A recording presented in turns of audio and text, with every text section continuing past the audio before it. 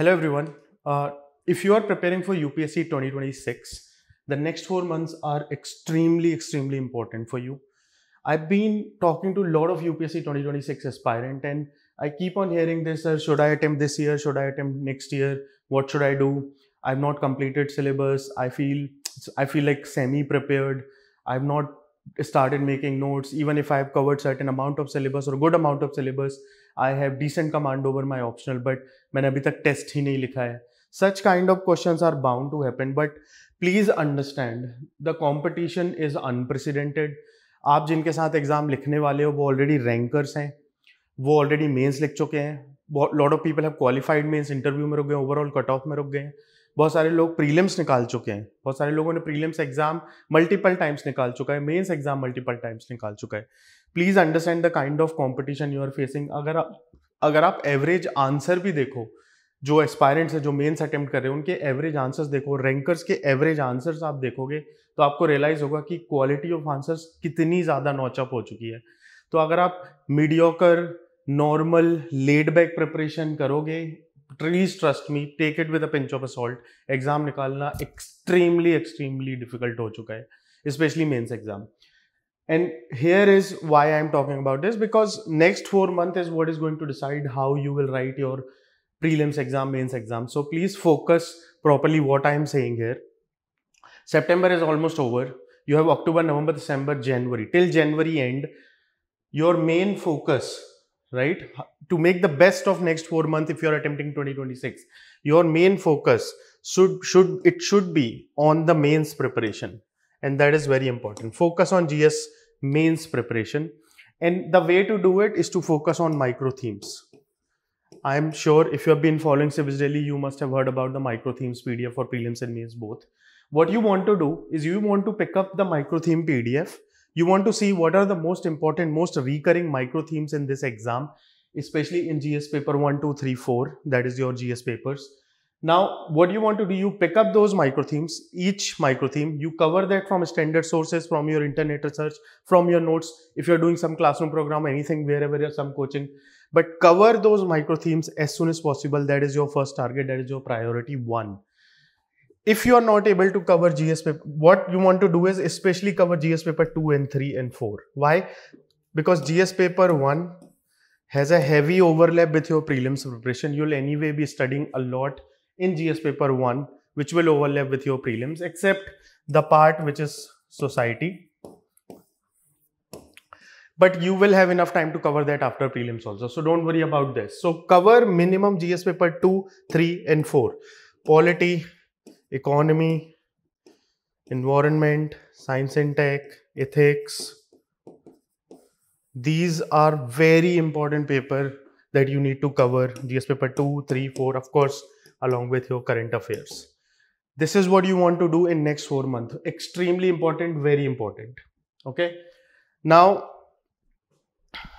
once you have focused on GS paper 2, 3, 4, especially till January end, what you want to do in parallel also, you want to do one reading of your optional subject. At least paper 1 you should be able to do along with some PYQ reading. Okay, let me summarize. By January end, you want to focus on GS paper 2, 3 and 4 for mains, basis all the important micro themes. Along with that, in parallel, you want to have at least minimum one reading of your optional. If you can't do both paper 1 and paper 2, at least do paper 1 reading of your optional and go through all the PYQs. This is extremely critical. आपके पास time नहीं है. You are already slightly lagging behind. Please make sure that you are doing this. Let's move forward. What is the priority 2? While you are going through all this, while you are writing all the notes, while you are completing GS paper 2, 3 and 4, while you're reading optional, you're studying PYQ, please make sure that you are enriching your content and notes. This is important because इसके बाद शायद आपको इतना time मिलेगा नहीं, इतना enough sufficient stretch of time नहीं होगा जहां पे आप बैठ के एक एक माइक्रो थीम का एक एक नोट्स बना रहे हो. Okay, you have to focus on something called as one pager notes. I have already taken enough sessions on this. Just go to YouTube channel of Civis Daily, type one pager note Civis Daily. You will find rankers talking about it. You'll find lot of rankers showing their own one pager notes, etc. Okay, so make sure that आपका हर 1 pager note एक PYQ की micro theme पे है। ऐसी themes जो बार बार UPSC exam में पूछे जा रहे हैं उन सबको आपने कवर कर रखा है। आपका एनरिचमेंट का मतलब क्या होता है? Data, any facts, any commission name, any recent happening, upgrades, any policy scheme that you see in the current affairs. कोई इशू चल रहा है, कोई नया इशू आ गया, किसी पुराने इशू में कुछ नई हैपनिंग हुई है, वो सब, right? What you want to do is there is one single source to do all that, and that is X Factor notes. I'm sure again if you are following Civis Daily, you know what is X Factor notes, right? These are prepared by Rank 2.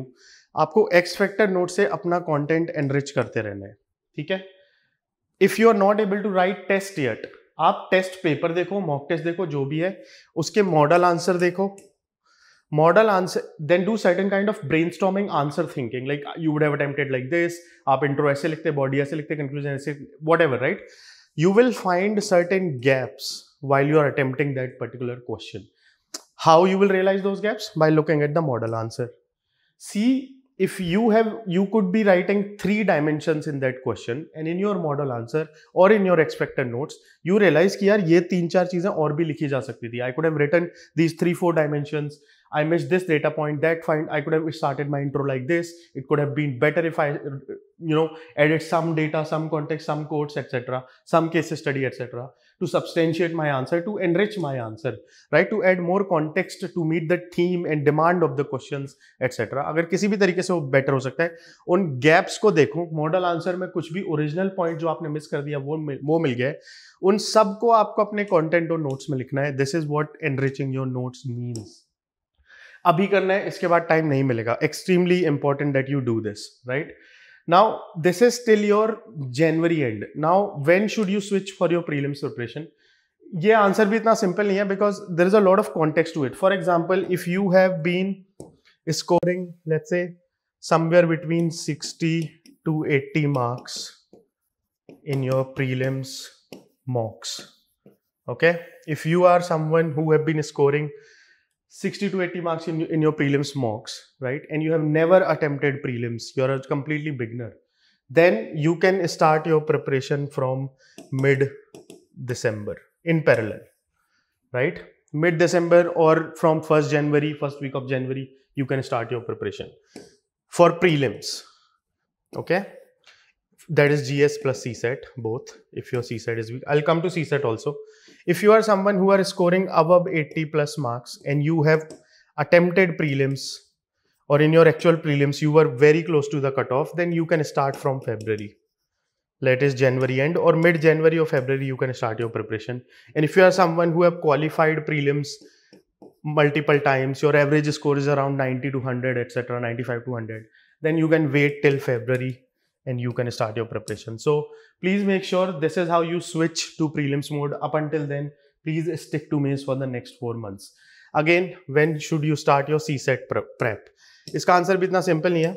If you are someone who don't come from maths background, you have very weak aptitude और maths की उतनी practice नहीं है, calculation नहीं है, English literature में भी उतना, या रीडिंग कम्प्रीहेंशन में भी उतना भी एप्टीट्यूड डेवलप नहीं है, प्रैक्टिस नहीं है, then you should start your preparation parallel. It shouldn't take much time. CSAT में क्या है कि start with PYQs, very important. Please understand किस कैटेगरी में कितने क्वेश्चंस आ रहे हैं, what is the language of UPSC, what kind of questions they have been asking again and again. इसमें भी बहुत सारी थीम्स हैं जो पूछे जा रहे हैं, right? Go for the lowest hanging fruit first in CSAT. क्यों? ये सिर्फ एक क्वालिफाइंग पेपर है. All you need is 33% marks, around 67-68 marks, and that's it. It's just a qualifying paper. अगर आप CSET में इतने नंबर नहीं लाओगे, आपका GS पेपर के मार्क्स 200 में से कितना भी हो, it doesn't matter, ठीक है? You will not qualify the exam. Please trust me, ये पेपर granted मत लीजिए. There are rankers who have qualified exam multiple times, ठीक है, पर उनका CSET रुक जा रहा है, ठीक है? There are people who come from engineering background, maths background, maths optional जिनका सीसेट. सो मैथ्स और एप्टीट्यूड में बहुत डिफरेंस है, इसमें इनफ प्रैक्टिस लगती है. प्लीज इस पेपर को ग्रांटेड नहीं लेना है, बहुत सेफली इसको क्वालिफाई करना है. तो अगर आप बिल्कुल निल पे हो, बिल्कुल जीरो बैकग्राउंड है, एटसेट्रा, कोई प्रैक्टिस ही नहीं है, स्टार्ट फ्रॉम मिड-December, okay? December 25. If you are someone who have been comfortably able to attempt enough PYQs, I'm talking about PYQs, not mock test, actual CSET ka PYQs, and you have been getting 80 plus marks consistently, you can wait till February. February के बाद भी you should be attempting at least 7 to 10 mock test.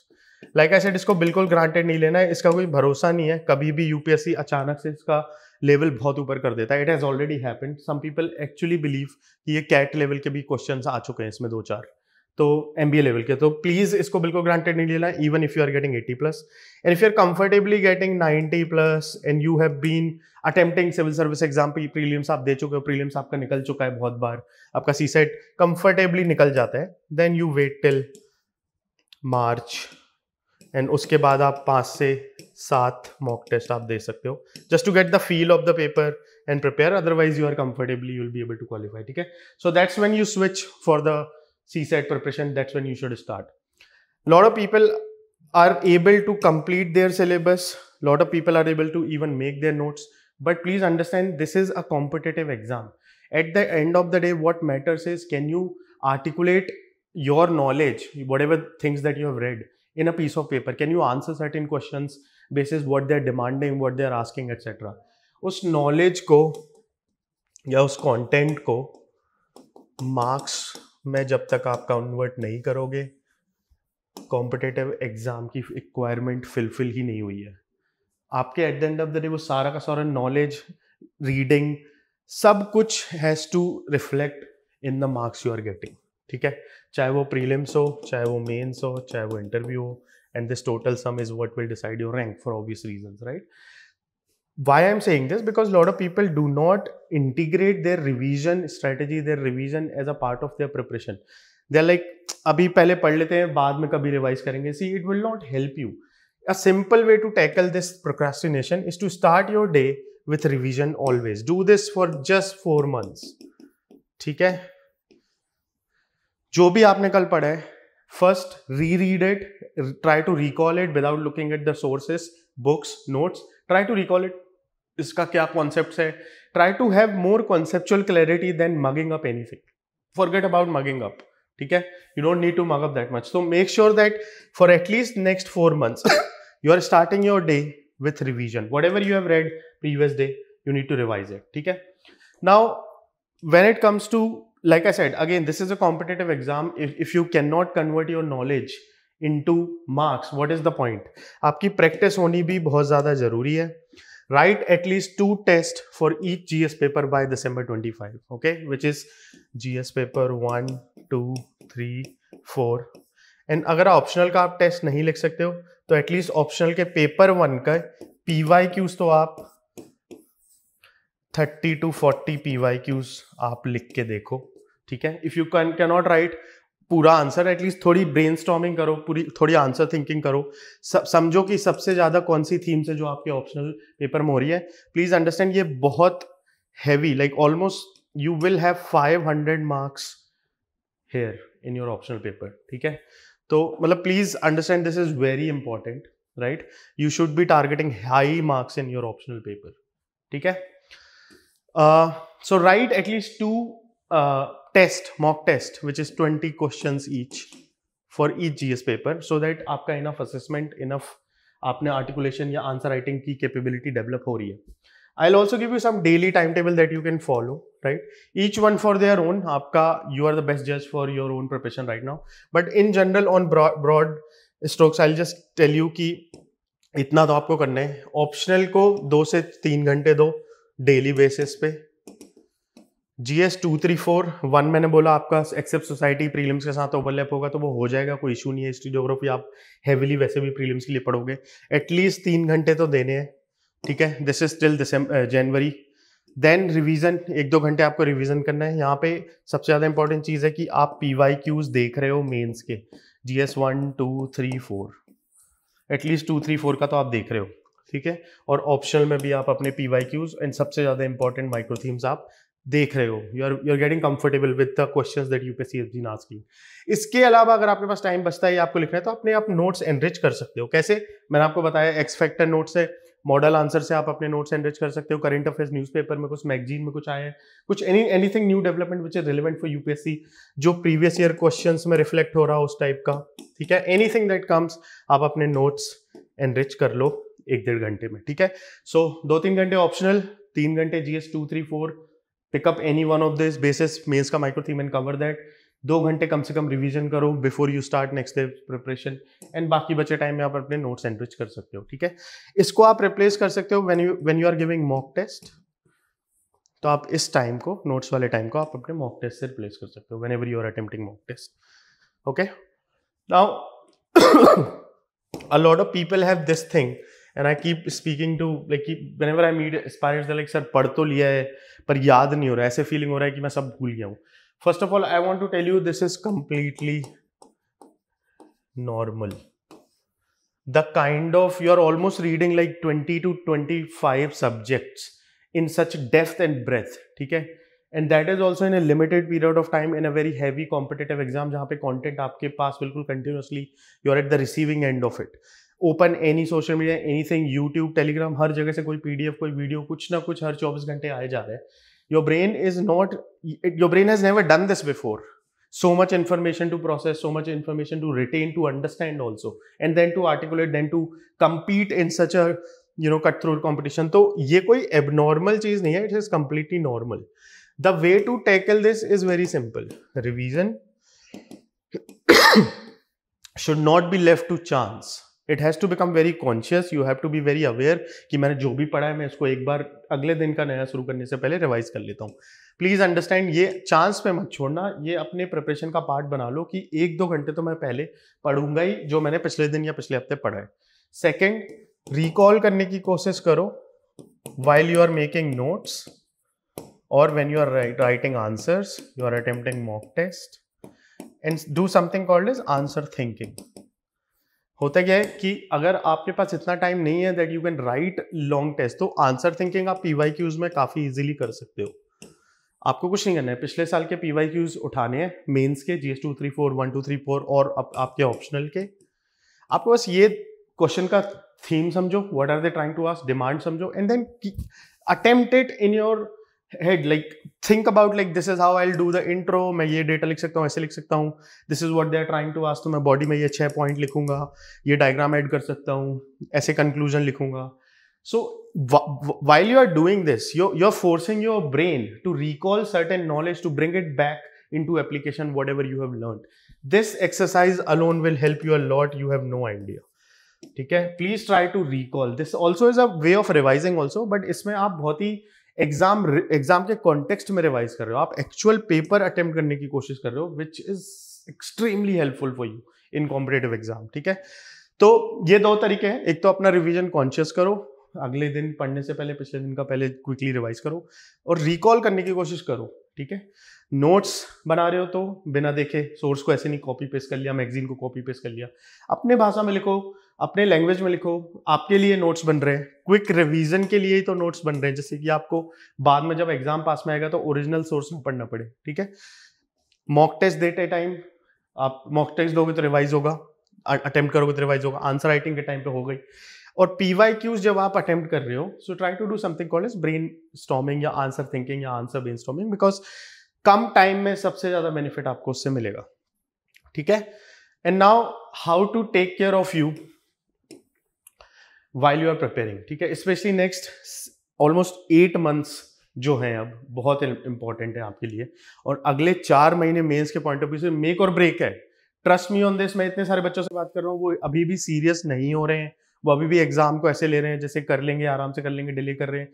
बिल्कुल मत करो, exam extremely difficult हो चुका है, specially mains. आपका कंपटीशन बहुत ज्यादा हाई लेवल पे प्रिपरेशन कर रहे हैं, बहुत ज्यादा शार्प तरीके से, जो एग्जाम को डिमांड, ये रैंकर्स हैं जो ऑलरेडी रैंक, अब ऑलमोस्ट 13 to 12,000 पीपल जिनमें से मेंस लिखेंगे, उसमें से कितने 1000 लोग ही इंटरव्यू जाएंगे या सिलेक्ट होंगे, ठीक है।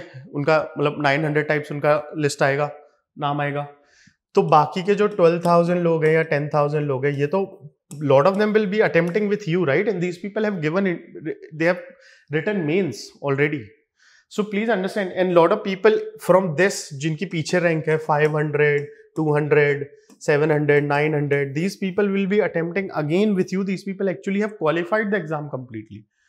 So please understand, if you're a beginner, you just do not have the luxury of wasting even an hour, a minute, etc. in confusion at all. Okay? But at the same time, you need to take care, you need to handle the pressure properly, you need to be calm, etc. Anxiety, fear of failure, this is completely normal. If it is getting out of hand, then of course take professional help. But talk to some mentor, talk to someone who have qualified the exam, talk to someone who have gone through the journey, right? Have some good peers. Library में जाओ, बैठो, कहीं किसी mentor से मिलना है तो बोलो Civis Delhi, you can come and sit with your mentor, ठीक है? Fear of missing out, completely normal. Again, it happens because you are at the receiving end of such a high frequency information. It comes at such a fast speed at you. You are like, you're not able to catch hold of things, right? कि ये करना है, वो करना है, etc. So what I'll say, the answer to this is stick to basics. Do not complicate the preparation. ठीक है? Micro theme उठाओ, माइक्रो थीम कवर करो, नोट्स बनाओ, रिवीजन करो, ठीक है? बीच में थोड़े टेस्ट दो. जनवरी एंड तक जीएस पेपर 2, 3, 4 करना है. ऑप्शनल का मिनिमम एक पेपर तो करनी है. पेपर 1 दोनों हो रहे हैं, बेस्ट है. ठीक है? ऑप्शनल के पीवाईक्यूज करो, ब्रेनस्टॉर्मिंग करो, आंसर थिंकिंग करो, आगे बढ़ो. जब जनवरी खत्म हो जाएगा तो फरवरी, मार्च, अप्रैल कंप्लीटली अपनी प्रिपरेशन प्रीलिम्स पे स्विच कर दो. Write lot of mock test in prelims. CSAT को ग्रांटेड मत लो. इससे ज़्यादा कॉम्प्लिकेट नहीं करना है अपने को. प्रिपरेशन कर जाओगे आप. फीलिंग ऑफ लैगिंग बिहाइंड, ठीक है? यू हैव योर पीयर्स जिनके मॉक टेस्ट में ज़्यादा नंबर आ रहे हैं, जिनका सिलेबस बहुत ज़्यादा कवर हो चुका है, उनके ऑप्शनल हो चुका है, वो पहले मेंस लिख चुके हैं, एक्सेट्रा. Completely normal. हर साल बहुत सारे बच्चे ऐसे होते हैं जो मॉक में टॉप करते हैं बट उनका एग्जाम नहीं निकलता. ऐसे बच्चे होते हैं जिन्होंने कभी मॉक्स भी नहीं लिखे पर भी एग्जाम निकाल दे रहे हैं. This year we had a ranker Hemant, rank 13. उसने कभी आंसर राइटिंग नहीं की है. रैंक 13, 1-3. ठीक है? तो प्लीज अंडरस्टैंड, ये सब चीज़ों से you need to take care of yourself. Exam के दिन जो डी डे होता है उस दिन कोल्ड फीट होना, इस सब के कारण हमको अपना एग्जाम लूज नहीं करना है. ठीक है? Stay calm, talk to mentor, come to सिविस daily office, sit with your mentor, take help, talk to me, there are always mentors available here, ठीक है, to help you out. So make sure to summarize in the end, make sure next 4 months are very important for you. Cover GS paper 2, 3, 4, all the mains micro theme GS paper 2, 3, 4 का cover करके रखना है. Answer writing करो, notes बना के रखना है, 1 page notes बना के रखना है. ऑप्शनल का एटलीस्ट एक पेपर पढ़ना है और ऑप्शनल के PYQs देखने हैं. ठीक है? कंप्लीटली स्विच हो जाओ. फरवरी से प्रीलिम्स के लिए कंप्लीटली स्विच हो जाना. फरवरी, मार्च, अप्रैल, ठीक है? Heavily mock test etcetera. अपने नोट्स एनरिच करके रखो. Take care of yourself. ठीक है? सीसेट को ग्रांटेड नहीं लेना है. ठीक है? और अगले 4 महीने बिल्कुल ग्रांटेड नहीं लेना है अगर आप 2026 के लिए अटेम्प्ट कर रहे हो. If you are stuck anywhere, ठीक है, talk to us. There is a number below, call on that number, you will be speaking to me. Come to ORN office to सिविस daily, sit with the mentor. अपनी copy लेके आओ, mains की copy है, notes, जो भी problem है आओ, बैठो, सॉल्व करो, एग्जाम निकालते हैं. ठीक है? अब बिल्कुल ग्रांटेड नहीं लेना है. 4 महीने प्रॉपर कमिटमेंट के साथ पढ़ते हैं. 8-10 घंटे, फॉरगेट एवरीथिंग. बिल्कुल फोकस के साथ एक साथ बैठ के पढ़ो, एग्जाम निकलेगा. ठीक है? प्रीलिम्स को स्विच करना है बाद में, अभी सिर्फ मेंस की प्रिपरेशन करनी है और ऑप्शनल पे ध्यान देना है. बहुत क्रिटिकल है. I hope this helped you a lot. And I hope this give you lot of clarity and some kind of push to restart your preparation. अगर किसी भी रीजन के साथ आप you are stuck, you are feeling stuck, you are lagging behind, I hope this will give you the required push. And I wish you all the best that you will qualify the exam. Okay?